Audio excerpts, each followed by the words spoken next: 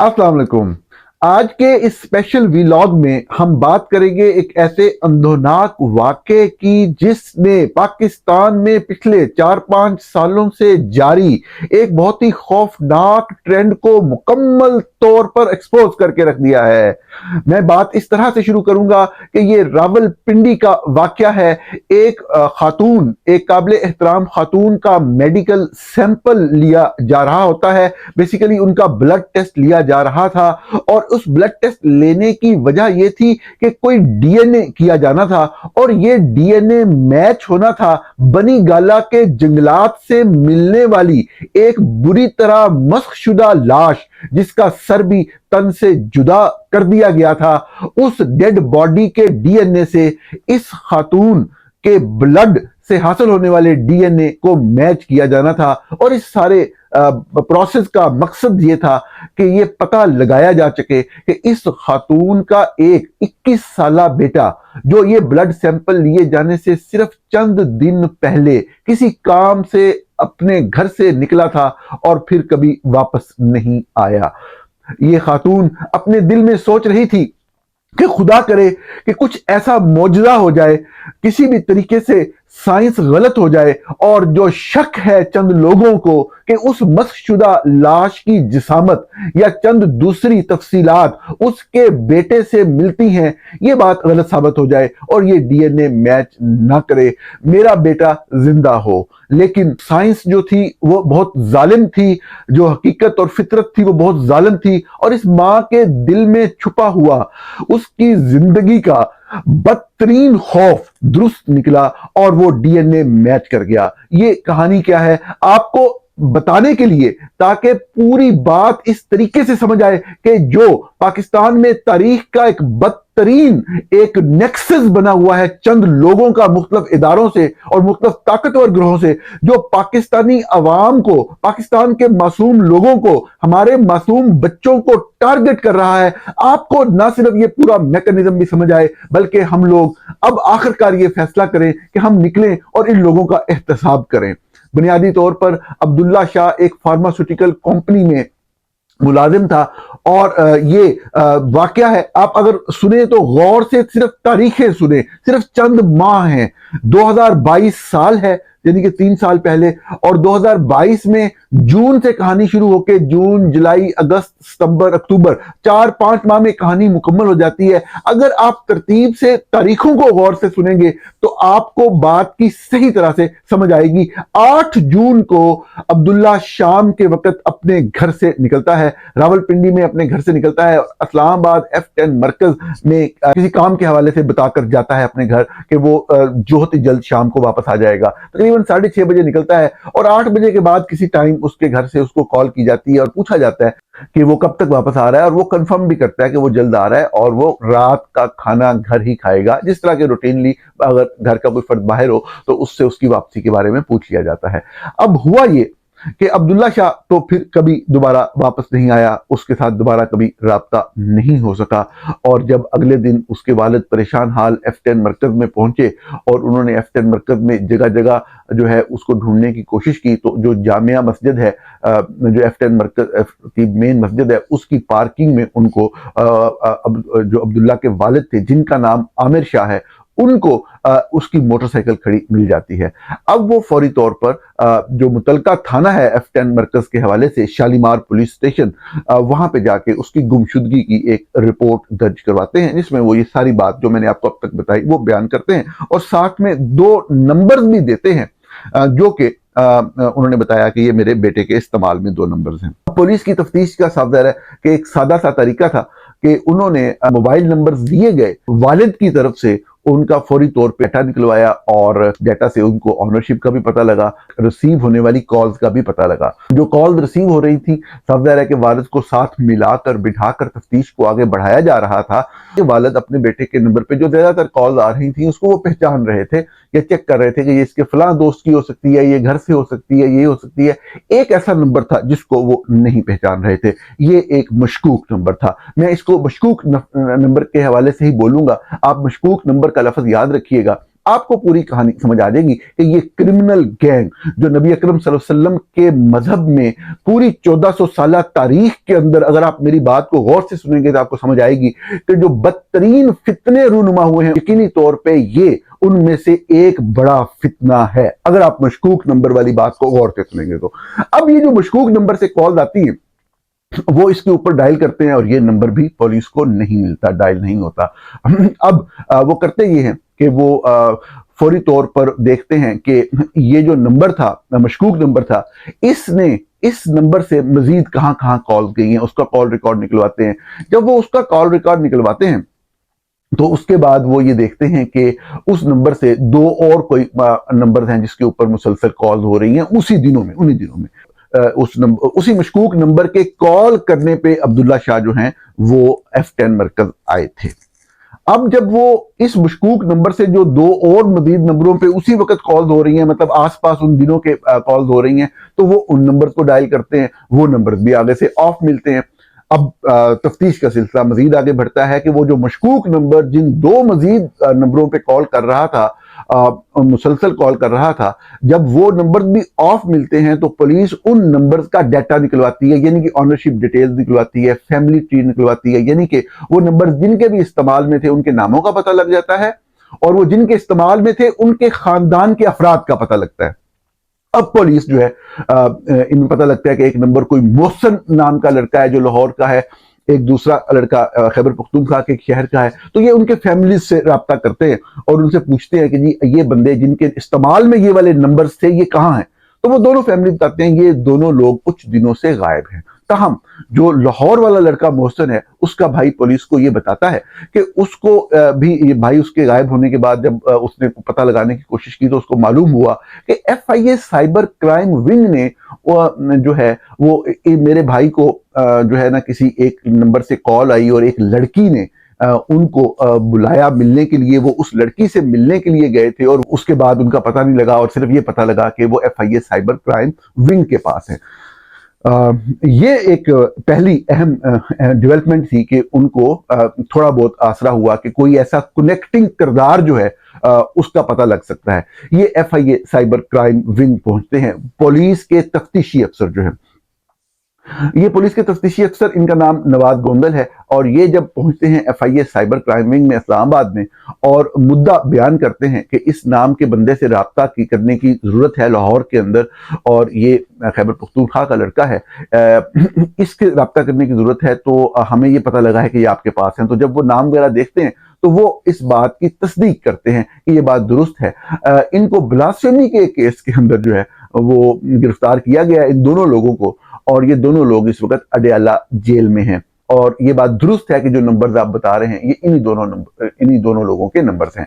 अब जो पुलिस के तफ्तीशी हैं वो FIA वाले से ये कहते हैं कि वो तो ठीक है, तो ये जो केस है इसकी तफसील क्या है, वो बताता है ब्लास्फेमी का केस है, इसका मुद्दई कौन है। वो बताते हैं कि इस केस का मुद्दई इस्लामाबाद का एक वकील राव अब्दुल रहीम है जो कि साफ जाहिर है कि उस वक्त भी बहुत मशहूर थे। इस हवाले से मैं जब आगे चलूंगा तो आपको बताऊंगा कि उनकी पूरी हिस्ट्री क्या थी, कि वो किस तरह छोटे बच्चों के ऊपर, बिल्कुल मामूली 10-10 11-11 साल के बच्चों के ऊपर भी उन्होंने तौहीन मजहब और तौहीन रसालत के इल्जाम पहले लगाए हुए थे और बैनुल अक़वामी मीडिया पे इस हवाले से अपेयर हो चुके थे कि वो एक जहाद कर रहे हैं अपनी तरफ से लोगों के ऊपर, छोटे छोटे बच्चों के ऊपर तौहीन रसालत के और तौहीन मजहब के इल्जाम लगाकर। तो अब पुलिस के बंदे को जब बताया गया कि ये राव अब्दुल रहीम जो हैं वो इस केस में 73 नंबर है FIR का, 73/2022 यानी 2022 साल है, इस्लामाबाद साइबर क्राइम विंग की ये FIR है और ये उसमें मुद्दई है और उन्होंने उनको राव अब्दुल रहीम का नंबर भी दे दिया पुलिस के अफसर को,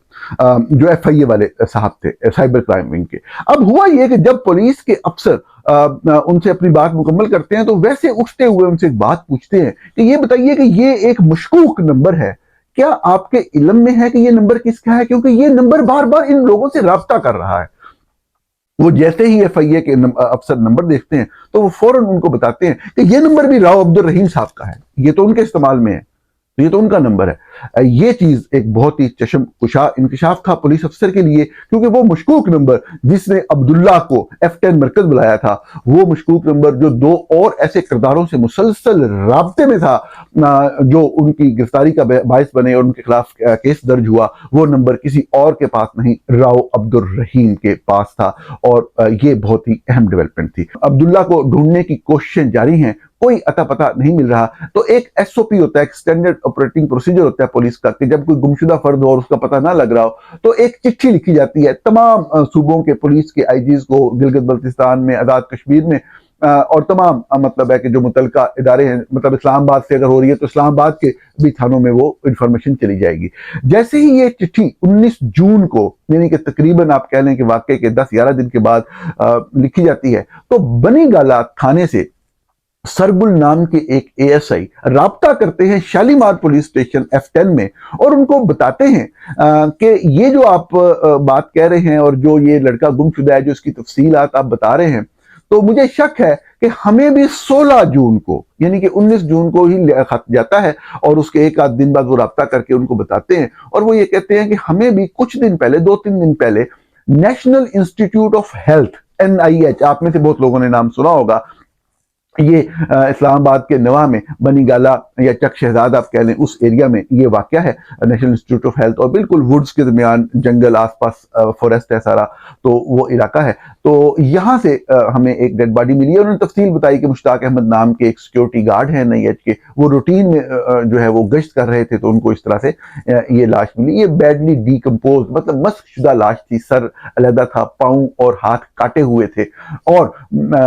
ڈیکمپوز باڈی تھی۔ تو ہم نے اس کا جو ایس او پی تھا اس کے تحت اس کا DNA وغیرہ رکھ کے، اور ہم نے CDA کے، کیپٹل ڈیولپمنٹ اتھارٹی کے قبرستان میں یہ لاش دفنا دی ہے۔ اس کے کپڑے وغیرہ اور تصویریں وغیرہ ہیں، تو آپ آ کے دیکھ سکتے ہیں اگر آپ چاہیں تو۔ جو شالیمار پولیس اسٹیشن کے پولیس افسر ہیں، یہ اب عبداللہ کے والد کو، یعنی کہ عامر شاہ صاحب کو ساتھ لیتے ہیں، اور یہ جاتے ہیں بنی گالہ تھانے میں۔ ان کو تصویریں دیکھ کے یا کپڑے دیکھ کے کوئی سمجھ نہیں آتی ہے،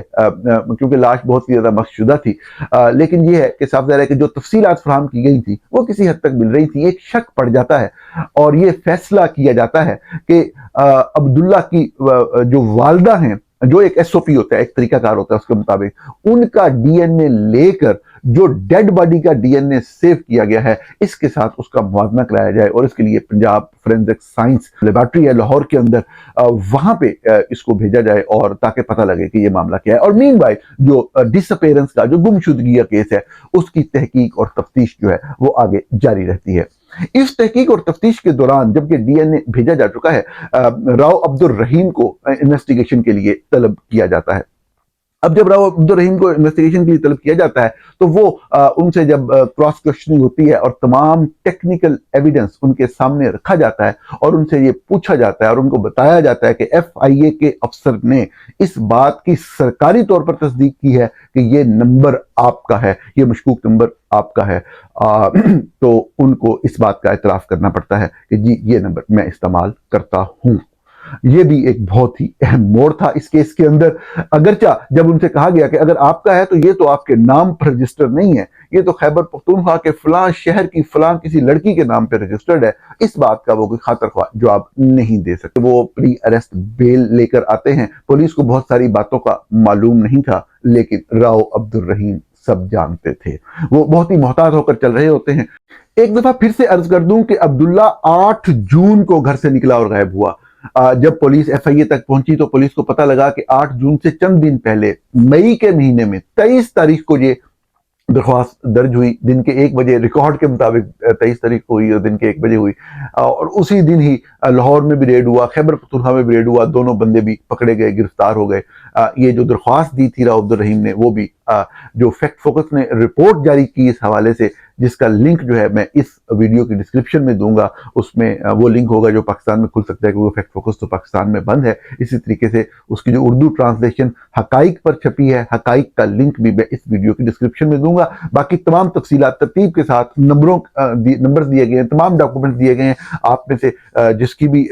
دلچسپی ہو وہ لازمی طور پہ اس کو غور سے پڑھیں تاکہ آپ کو پورے اس نیکسس کا پتہ لگے۔ اب ہوتا یہ ہے کہ جب ہم آگے چلتے ہیں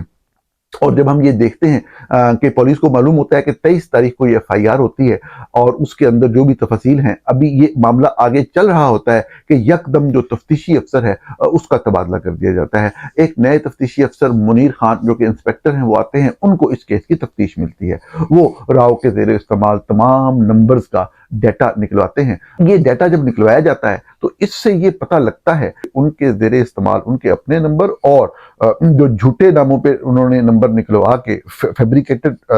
रिकॉर्ड के जरिए नंबर निकलवा के रखे होते हैं राव साहब, जिसका वो इतराफ़ कर चुके हैं पुलिस तफ्तीश के दौरान। जब ये वक़ूआ होता है तो ये सेक्टर F10 में ये नंबर्स मौजूद होते हैं। अब वो जब आगे चलते हैं और उनको ये पता लगता है इस मामले का कि ये नंबर उस वक्त, उस टाइम के बाद जब अब्दुल्ला को अगवा किया गया है, तो ये किस किस तरफ गए हैं, तो जो उनको डायरेक्शन की समझ आती है वो ये समझ आती है कि उस वाक़े से कुछ देर के बाद इनमें से एक नंबर जो है, जो मशकूक नंबर है, वो जाकर जो इस्लामाबाद के अंदर जो लोग समझते हैं कि सेक्टर F10 से अगर आप निकल कर अगर फ़र्ज़ करें कि कश्मीर हाईवे की तरफ जाएं और जहाँ पे सेरीना होटल आता है वहाँ से आप राइट टर्न लें और मरी रोड पे मुड़ जाएं, यानी कि इस्लामाबाद का मरी रोड जिस पे आगे जाके इस्लामाबाद क्लब आता है, और इस्लामाबाद क्लब के आगे एक रावल चौक आता है जहां से एक रोड लेफ्ट साइड पे मुड़ती है जिसको पार्क रोड कहते हैं। ये वही मरी रोड है जो सीधी हम चले जाएं तो हम फैजाबाद की तरफ चले जाते हैं, लेकिन ये जो नंबर है ये यहाँ पे रावल चौक से लेफ्ट साइड पे पार्क रोड पे मुड़ता है। जब पार्क रोड पे आप मुड़ जाएं तो आपके राइट साइड पे रावल टाउन है। ये जो मशकूक नंबर है ये रावल टाउन पे बंद हो जाता है, लेकिन राव का अपना नंबर ऑन रहता है। ये पार्क रोड सीधा जाता है। इसी पार्क रोड पे आगे जाकर एक सड़क बनी गाला को भी मिलती है, आगे NIH national institute of health है, आगे एक जिना एवेन्यू को रोड मुड़ती है। ये रोड सीधी जाकर एक लहतरार रोड पे खत्म होती है जहां पे आप या दाएं मुड़ सकते हैं या बाएं। अब जब आप बाएं मुड़ते हैं लहतरार रोड पे तो थोड़ा सा आगे जाके आपको पता है शुरू में अलीपुर फिराश का इलाका है, आगे जाकर नेलोर है जहां पे एटॉमिक एनर्जी कमीशन के हवाले से मामला है, आपको पता है। अब ये है कि बुनियादी तौर पर होता यह है कि ये इंस्पेक्टर मुनीर खान जब इसकी पूरी लोकेशन को, मूवमेंट को समझने की कोशिश करते हैं तो उनको एक मजीद चीज का पता लगता है कि ये नंबर उस रात को मूव किस तरफ किया, इसकी डायरेक्शन किस तरफ थी। ये पूरे इस वाक़े में F10 से लेकर ये सारा उनके सामने एक स्केच सा उनके जहन में बनता हुआ महसूस होता है। उनको पता तो नहीं है कि अब्दुल्ला शाह कहाँ पे है, लेकिन एक शक उनके दिल में जरूर पड़ जाता है कि वो जो लाश मिली है बनी गाला के जंगलात से, उसकी काफी सारी डिटेल्स जो है वो मिलती हैं। अभी वो इंतजार कर रहे हैं Punjab forensic science laboratory Lahore के नताइज का। इंस्पेक्टर मुनीर खान ये तमाम रिकॉर्ड अदालत के सामने पेश कर देते हैं। ये राव अब्दुल रहीम के लिए, जो कि ब्लास्फेमी बिजनेस ग्रुप चला रहे होते हैं, जो चंद लोगों पर मुश्तमिल है, जिसकी तफसीलात फैक्ट फोकस अपनी पहली रिपोर्ट में जारी कर चुका है,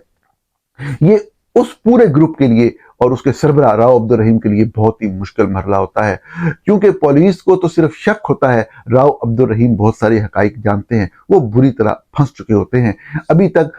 DNA का रिजल्ट नहीं आया होता है। सर लाहौर के FIA के साइबर क्राइम विंग में तैनात एक अफसर जो हैं वो एक खास तरह की मालूमात फराहम करते हैं इस केस के मेन और मरकजी किरदार राव अब्दुल रहीम को, और वो मालूमात जो हैं वो जाके सामने रख देते हैं इंस्पेक्टर के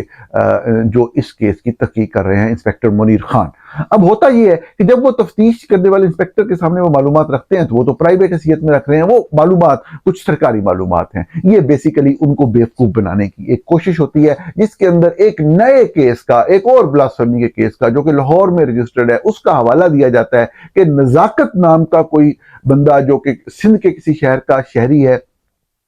और उस बंदे का कोई ग्रुप बना था जो कि अब्दुल्ला के साथ बना था, कोई व्हाट्सएप ग्रुप। उन लोगों की उस ग्रुप में कोई लड़ाई हुई है और इन्होंने एक दूसरे को मारने की धमकियां दी हैं, और जिस वक्त ये वाकया हो रहा है अब्दुल्ला के अगवा का, तो उस वक्त अलेजिडली जो नजाकत हैं सिंध वाले, वो किसी और बंदे को बता रहे हैं कि देखो अब्दुल्ला के साथ जो है वो मैं कोई बदला ले रहा हूं और ये अब्दुल्ला की ये लोकेशन है। ये एम्प्लाई किया जाता है राव अब्दुल रहीम की तरफ से, और कहा जाता है कि FIA लाहौर के पास इसके एविडेंस मौजूद हैं। इंस्पेक्टर मुनीर लाहौर जाते हैं, وہ ان سے وہ معلومات حاصل کرتے ہیں، ان کو درخواست دیتے ہیں کہ یہ 3 نمبر ہیں عبداللہ کے استعمال میں، ان کا آپ ٹیکنیکل جو ہے نا وہ فورینزک ان کا ٹیکنیکل رپورٹ مجھے دیں۔ وہ جس طریقے سے ان کو کہا جاتا ہے کہ آپ ان نمبروں کی جو کہ عبداللہ کے استعمال میں تھے، جو غائب شدہ ہے اس دن تک، اس کی ٹیکنیکل ڈیٹیل حاصل کریں۔ وہ ٹیکنیکل ڈیٹیل کے لیے درخواست دیتے ہیں اور ایک ٹیکنیکل 50 پیجز کی رپورٹ جو ہے جو کہ آتی ہے ان کے پاس، اسلام آباد پولیس کے پاس۔ اور اس رپورٹ کے اندر جو کرکس ہے، اگر آپ اس بات سے کنفیوز ہو رہے ہیں تو میں آپ کو بتا دیتا ہوں کہ اس کے اندر چند سکرین شاٹ لگے ہوئے ہیں واٹس ایپ کے، جس میں کچھ سندھ کا لڑکا نزاکت کسی اور بندے کو یہ بتا رہا ہے کہ جی عبداللہ جو ہے اس کی اس وقت لوکیشن یہ ہے، یہ لوکیشن ہے۔ تو اس بنیاد پہ وہ امپلائی کرتے ہیں، کیونکہ اس کو پتا تھا اس کی لوکیشن کیا ہے، تو یہ بندہ جو ہے یہ اس کو غائب کرنے میں، ابھی تک قتل کی بات نہیں ہو رہی ہے، ذہن میں رکھیے گا، اس کو غائب کرنے میں یہ بندے کا سینٹرل کردار ہے۔ اب صاف ظاہر ہے کہ یہ معاملہ آفیشلی بتایا جا رہا تھا، آپ سمجھ رہے ہوں گے کہ ایف آئی اے ایک ادارہ ہے، وہ اگر اس طرح کی بات کو بتا رہا ہے تو وہ اس کو شامل تفتیش کر دیتے ہیں، نزاکت کو اس سے پوچھتے ہیں، وہ کچھ اور کرداروں کا نام بھی بتاتے ہیں۔ ایک مدثر شاہ نام کے ایک افسر ہیں ایف آئی اے کے جو لاہور میں تعینات ہیں، اور جن کے بارے میں آپ کو پہلے بھی بتا چکا ہوں کہ وہ بلاسفیمی بزنس گروپ سے بڑا ڈائریکٹلی ان کا ایک رول ہے، کردار ہے۔ وہ فاطمہ جہانگیر جو لاہور کی ایک بیٹی جن کو بلاسفیمی کے کردار میں گرفتار کیا، وہ اس کو گرفتار کرنے والے بھی مدثر شاہ ہی تھے، اور وہ بعد میں مطلب آگے کی کہانی آپ کو پتہ لگے گی کہ وہ بعد میں اسلام آباد بھی آئے، پشاور بھی چلے گئے، لیکن فاطمہ جہانگیر کے پیچھے وہ تب تک لگے رہے، وہاں سے پوسٹ آؤٹ ہو جانے کے باوجود، جب تک اس کو جیل میں مار نہیں دیا گیا۔ اب ہوتا یہ ہے کہ مدثر شاہ جو ہے وہ بڑا انٹرسٹ لے کے اس کیس کو لاہور میں بیٹھے ہوئے فالو کر رہے ہیں، اور انسپیکٹر منیر خان کو یہ انفارمیشن ساری دے رہے ہیں ٹیکنیکل رپورٹ کے حوالے سے، چونکہ ان کا نام اور نمبر دیا ہوتا ہے۔ انسپیکٹر منیر کو کوئی بات سمجھ نہیں آتی، وہ فون کرتے ہیں مدثر شاہ کو ایف آئی اے لاہور میں، اور اسے سمجھنے کی کوشش کرتے ہیں کہ بھائی دسو تسی کی کہنے کی کوشش کر رہے ہو۔ تو وہ جب ان کو بتاتا ہے کہ جی یہ جو اسکرین شاٹ ہے اس سے یہ ثابت ہوتا ہے، اس سے یہ ثابت ہوتا ہے، آپ فلاں بندے سے بھی آ کے یہ بات پوچھ لیں، فلاں بندہ بھی جیل میں، جو لوگ بیچارے جیل میں بلاسفیمی کے کیسز میں پکڑے ہوئے ہیں، ان کی کوشش ہوتی ہے کہ ان سے کوئی ایسا بیان دلوایا جائے کہ انسپیکٹر کو کنفیوز کر دیا جائے اور اس کی توجہ راؤ عبد الرحیم سے ہٹ جائے۔ پولیس والا لیکن انسپیکٹر منیر جو ہیں وہ پوری طرح تحقیق کرتے ہیں، وہ کسی بات کو جو ہے وہ اگنور نہیں کرتے، وہ ان کی بات بھی غور سے سنتے ہیں، وہ نزاکت کو بھی شامل تفتیش کر دیتے ہیں۔ نزاکت باقاعدہ اس کیس میں ایک مشکوک شخص کے طور پہ اس میں باقاعدہ شامل کیا جاتا ہے، اور جن مزید کرداروں کا نام وہ بتاتے ہیں وہ لاہور جا کے دوبارہ ان لوگوں سے انویسٹیگیٹ کرتے ہیں، نزاکت سے کرتے ہیں، لیکن انسپیکٹر منیر خان کو کوئی چیز سمجھ نہیں آتی، کوئی بات نہیں ملتی، وہ یہ بات کورٹ کو بھی انفارم کر دیتے ہیں۔ اب یہ مرحلہ جو ہے یہ بہت ہی خوفناک مرحلہ ہے، اور سب کو سمجھ آ رہا ہوتا ہے کہ جو ہم نے کوشش کی وہ ناکام ہوئی۔ 19 اگست کو آخرکار اسلام آباد پولیس کو پنجاب فورینزک سائنس لیبارٹری کی طرف سے وہ رپورٹ موصول ہوتی ہے جس کا وہ انتظار کر رہے تھے، جس پہ ڈی این اے ڈیڈ باڈی کا میچ کر جاتا ہے عبداللہ شاہ کی مدد سے، اور یہ ثابت ہو جاتا ہے کہ عبداللہ شاہ کو قتل کیا گیا، اور اسی رات جس رات ان کو اغوا کیا گیا اسی رات ہی چند گھنٹوں کے اندر ان کو قتل کر دیا گیا۔ یہ ساری بات ثابت ہو جاتی ہے، اور جو گمشدگی کی ایف آئی آر تھی تھانہ شالیمار کی، وہ ایف آئی آر جو ہے وہ قتل کی ایف آئی آر میں یعنی کہ دفعہ 302 پہ شامل کر دی جاتی ہے، اور جب یہ شامل ہو جاتی ہے تو راؤ عبد الرحیم کے خلاف بھی صاف ظاہر 302 لگ جاتی ہے، اور 302 لگنے کے بعد جو ہے وہ پھر ایف آئی اے اس طریقے سے حرکت میں آتی ہے کہ اب آپ جب اگلی کہانی سنیں گے تو آپ کو سمجھ آئے گی کہ ایف آئی اے کیا ہے، اور ایف آئی اے کا سائبر کرائم ونگ کیا ہے، اور بلاسفیمی کا معاملہ کیا ہے۔ ناظرین، یہ بات اب سپٹمبر کے مہینے میں داخل ہو چکی ہے، اور یک دم یہ ہوتا ہے کہ سپٹمبر کے مہینے کے پہلے 2 ہفتوں میں بہت ہی اگریسولی لاہور میں ایف آئی اے کے سائبر کرائم ونگ میں بیٹھ کر مدثر شاہ نام کا ایک بندہ اسلام آباد میں رجسٹرڈ ایک قتل کے کیس کے اندر 24 گھنٹے وہاں سے بیٹھ کے انٹروین کر رہا ہوتا ہے۔ یک دم ایک ایسا واقعہ ہوتا ہے جو دہلا دینے والا واقعہ ہے، اور یہ واقعہ یہ ہے کہ 15 ستمبر سے آگے پیچھے 1-2 دن پہلے جو ہے وہ یک دم جو ہے وہ مدثر شاہ کی اسلام آباد ٹرانسفر ہو جاتی ہے سائبر کرائم ونگ اسلام آباد میں۔ اب جب ان کی ٹرانسفر ہوتی ہے تو پہلا کام وہ یہ کرتے ہیں، یہاں آتے ساری اب ان کو انفارمیشن ساری ہوتی ہے، ان کو پتا ہوتا ہے کہ جب 23 مئی کو جو درخواست دی تھی راؤ عبد الرحیم نے، اس کے اندر مختلف نمبرز دیے تھے جس میں الزام لگایا تھا جی فلاں کوئی واٹس ایپ گروپ ہے، اس کے اندر یہ بلاسفیمس مٹیریل جو شیئر ہو رہا ہے، یہ بندے یہ یوز کر رہے ہیں، اس کے اندر ایک نمبر عبداللہ کا تھا۔ اب جب عبداللہ کے والد عامر شاہ جب پولیس میں گمشدگی کی درخواست دیتے ہیں تو وہ 2 نمبر دیتے ہیں جن میں وہ ایف آئی آر والا نمبر تو شامل نہیں ہے، وہ کہتے ہیں کہ یہ نمبر میرے بیٹے کے پاس تھے، تو آپ دیکھیں ان کی موومنٹ وغیرہ سے آپ کو سمجھ آئے کہ وہ کدھر گیا یا کس کی کال آئی۔ وہ جو 2 نمبر دیتے ہیں پولیس کو عامر شاہ کے ان کے بیٹے کے استعمال میں، وہ بیسیکلی عامر شاہ کے اپنے نام پہ رجسٹر ہوتے ہیں۔ اب یہ بڑی کریٹیکل انفارمیشن تھی جو کہ راؤ عبد الرحیم کے پاس اور شیطانی کردار مدثر شاہ کے پاس تھی۔ اس نے کیا کیا کہ اس نے جو مختلف کمیونیکیشن تھی ان کی بنیاد کے اوپر، اس عبداللہ شاہ کے استعمال میں جو بھی فون تھے ان کی بنیاد کے اوپر اس نے یہ کہا کہ چونکہ یہ نمبر رجسٹر عامر شاہ کے نام کے اوپر ہے تو یہ تو اس کے اوپر بھی کیس بنایا جا سکتا ہے۔ اس نے ایک درخواست لکھی جس کو سرچ اینڈ سیز وارنٹ کہتے ہیں، مجسٹریٹ کے نام پہ، شبیر نام کے مجسٹریٹ تھے اسلام آباد میں، ان کو درخواست لکھی اور انہوں نے کہا کہ عامر شاہ نام کا بندہ مجھے توہین رسالت محمدی صلی اللہ علیہ وآلہ وسلم میں مطلوب ہے، 295C، مطلب تمام جو شکے ہیں اس کا ذکر کیا، 295A B، خصوصاً 295C کا ذکر کیا۔ یہ طریقہ ہوتا ہے کسی بھی بندے کو جو ہے جب آپ نے آخری دم تک اس کی جان نکالنی ہو، پاکستان جیسے معاشرے میں رہتے ہوئے۔ لیکن آپ ایک لفظ پہ غور کیجئے گا، میں کنکلوڈ کروں گا کہ یہ کتنا بڑا فتنہ ہے کہ نعوذ باللہ محمد الرسول اللہ کی حیثیت ان غلیظ لوگوں کی نظروں میں کیا ہے، ایک کھلونے سے زیادہ۔ میں بالکل شعور سے، عقل سے سوچ کے یہ لفظ استعمال کر رہا ہوں کہ ان کے لیے یہ کھلونے سے زیادہ اہمیت نہیں ہے۔ یہ اس طریقے سے جو لوگ اپنے دلوں میں محبت رسول صلی اللہ علیہ وآلہ وسلم رکھتے ہیں وہ اس چیز کے اوپر غور کریں، وہ اس چیز کے اوپر، اس پوائنٹ پہ غور کریں، جو اسلام سے، اپنے مذہب سے محبت کرتے ہیں وہ اس چیز پہ غور کریں کہ ان کو کس طرح بے وقوف بنایا جاتا ہے۔ اور در حقیقت نبی اکرم صلی اللہ علیہ وآلہ وسلم کے لیے ان غلیظ لوگوں کے ذہنوں میں ان کی کتنی عزت اور مرتبہ ہے، یہ اس طریقے سے کھیلتے ہیں ان کے نام کے ساتھ، اس طریقے سے کھیلتے ہیں یہ تمام کردار۔ غور کریں، یہ وہ سارے ڈاکومنٹس آپ کے سامنے پڑے ہیں، ان کو دیکھیں، ان کو سمجھیں کہ اس غلیظ انسان نے جب دیکھا کہ جو مین کردار اس کے گروپ کا سربراہ ایک قتل کے کیس میں پھنس چکا ہے پوری طرح سے، تو وہ کیا کرتا ہے، وہ اس کے باپ کے خلاف جو اپنے بیٹے کے قتل کے کیس میں کمپلینٹنٹ ہے، مدعی ہے، اس کے خلاف توہین رسالت محمدی صلی اللہ علیہ وآلہ وسلم کا کیس درج کرتا ہے۔ اس کا وارنٹ جو ہے اس غلیظ جو مجسٹریٹ سے وہ اس کو درخواست دیتا ہے، 15 کو پہلے دیتا ہے، پھر ریٹ اس کو قاضی کاروائی مکمل نہیں ہوتی، 19 کو دوبارہ اس کو درخواست دینی پڑتی ہے، وہ مجسٹریٹ اس کو اپروو کرتا ہے، 19 تاریخ کو ہی مدثر شاہ عامر شاہ کے گھر پہ ریڈ کر دیتا ہے کہ جی توہین رسالت محمدی کے ملزم کو گرفتار کرنے کے لیے میں آ رہا ہوں۔ یہ ہے توہین کا سارا قصہ ناظرین، یہ ہے توہین رسالت، یہ ہے توہین مذہب، یہ اس طریقے سے استعمال ہوتی ہے۔ یہ چیز ہے جس کو اس قوم کو سمجھنے کی، گھروں سے باہر نکلنے کی اور اس فتنے کو مکمل طور پہ ختم کر دینے کی، دفن کر دینے کی ضرورت ہے، نہیں تو لوگوں کو اس مذہب سے اتنی نفرت ہو جائے گی کہ آپ اندازہ نہیں کر سکتے۔ اگر مذہب کا آپ استعمال اس طریقے سے کریں گے تو نوجوان نسل جو ہے وہ ان سب چیزوں سے اتنی نفرت کرنے لگے گی کہ آپ امیجن نہیں کر سکتے۔ یہ وقت ہے کہ اس ملک کے انٹیلیجنسیا ہے، جو پڑھے لکھے لوگ ہیں، جو باشعور لوگ ہیں، وہ ایسے فتنہ پرستوں کو، ایسے فتنوں کو پہچانیں اور اس ملک کو بچائیں۔ یہ وقت ہے۔ بعض لوگ کبھی کردار ادا نہیں کریں گے، ان کی طاقت کا راز، ان کی حکومتوں کا راز، ان